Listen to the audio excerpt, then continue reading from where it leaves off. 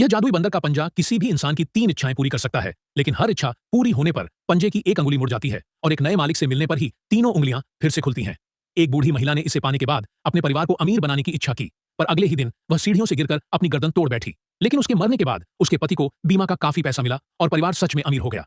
लेकिन अपनी पत्नी की मौत से पति को जीना तक मुश्किल लगने लगा। इसलिए पत्नी को वापस लाने के लिए पति ने उसके दफन के बाद उस जादुई बंदर के पंजे को निकालकर अपनी पहली इच्छा मांगी। लेकिन अगले सेकंड में कुछ अजीब सा हुआ। घर की लाइटें अचानक झपक लगी। ने सच में पत्नी को आवाज में चिल्लाते हुए सुना। लेकिन अजीब बात यह है कि उसने घर के हर कोने में ढूंढा और अपनी पत्नी को नहीं मिला। केवल आवाजें सुनाई दे रही थीं और कोई दिखाई नहीं दे रहा था। उस रात बूढ़ा आदमी अपने घर के श्मशान घाट में काम कर रहा था। तभी अचानक पीछे की ताबूत बिना किसी कारण बंद हो गई।